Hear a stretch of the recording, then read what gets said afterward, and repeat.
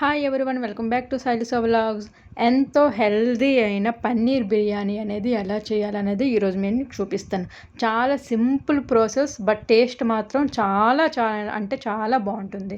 దీనికోసం అయితే మనం బాస్మతి రైస్ అనేది తీసుకోవాలి. ముందుగా నేనైతే 2 కప్స్ బాస్మతి రైస్ అనేది తీసుకున్నాను.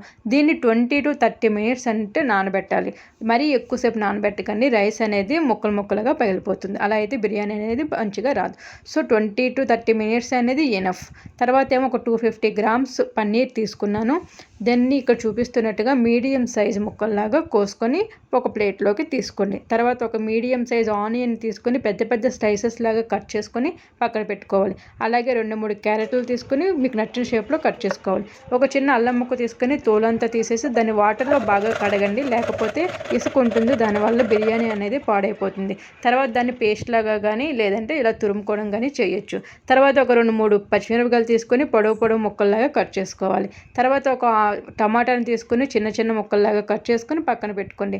ఒక 3-4 వెల్లుల్లి రెబ్బలను తీసుకొని తోలంతా తీసేసి దాన్ని చిన్న ముక్కల్లాగా కట్ చేసుకోవాలి, లేదా పేస్ట్ చేసుకున్నా సరే మీ ఇష్టం. నాకైతే ముక్కల్లా ఇష్టం కాబట్టి నేను ముక్కల్లానే కట్ చేసుకుంటున్నాను. ఇలా మనం కట్ చేసుకున్న అన్నింటినీ ఒక ప్లేట్లోకి తీసుకొని పక్కన పెట్టుకోవాలి. ఈలోపు స్టవ్ వెలిగించి దాని మీద కుక్కర్ పెట్టి కుక్కర్ కొంచెం వేడైన తర్వాత ఒక స్పూన్ గీ అనేది తీసుకోవాలి. గీ కొంచెం వేడయ్యి కరిగిన తర్వాత అందులోనే మనం కట్ చేసి పెట్టుకున్న పన్నీర్ ముక్కల్ని యాడ్ చేసుకోవాలి. 1 నిమిషం పాటు పన్నీర్ ముక్కలు ఫ్రై చేస్తే సరిపోతుందండి. 1 నిమిషం తర్వాత వాటిని తీసి ప్లేట్లో పెట్టుకోండి. తర్వాత అదే కుక్కర్లో ఇంకొంచెం ఆయిల్ అనేది యాడ్ చేయండి.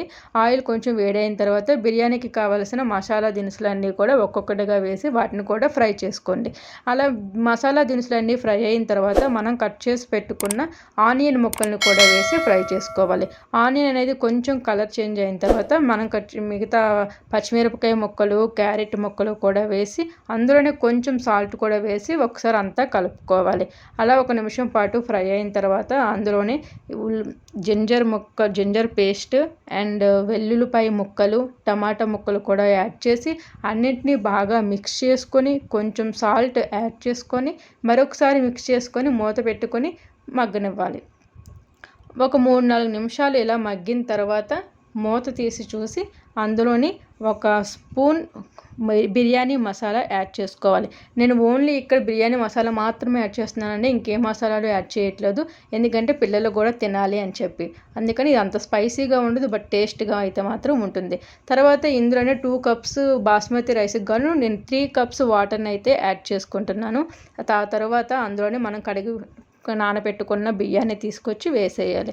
తర్వాత అంతా ఒకసారి బాగా కలుపుకొని టేస్ట్ చూసి ఉప్పు సరిపోకపోతే ఉప్పును మళ్ళీ అడ్జస్ట్ చేసుకొని యాడ్ చేసుకోవాలి. అందులోనే ఫ్రై చేసుకున్న పన్నీర్ ముక్కలను కూడా తెచ్చి యాడ్ చేసి అంతా ఒకసారి బాగా కలిపి పైన ఒకసారి కొంచెం 1 స్పూన్ నెయ్యిని యాడ్ చేసి కుక్కర్ మూత పెట్టేసుకోవాలి. ఒక 5 నిమిషాల తర్వాత విజిల్స్ వచ్చిన తర్వాత స్టవ్ ఆఫ్ చేసి తర్వాత కుక్కర్ ఎయిర్ ప్రెజర్ అంతా పోయిన తర్వాత మూత ఓపెన్ చేసి చూస్తే మన టేస్టీ ప్రోటీన్ బిర్యానీ, అదే పన్నీర్ బిర్యానీ రెడీ. మీరు కూడా రెసిపీ ట్రై చేయండి. టేస్ట్ ఎలా ఉందో కామెంట్ చేయండి. చూడండి ఎంత బాగుందో, రైస్ పొడిగా ఉంది కదా, చూడడానికైతే చాలా బాగుంది, తినడానికైతే అంతకంటే కూడా బాగుందనమాట. ప్రోటీన్ అనేది చాలా అవసరం మన బాడీకి. మనం ఎన్ని కేజీలు వెయిట్ ఉన్నామో అన్ని గ్రాముల ప్రోటీన్ అనేది డైలీ మన బాడీకి అనేది అందించాలి.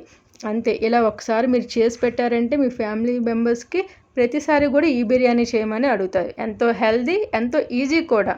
Thanks for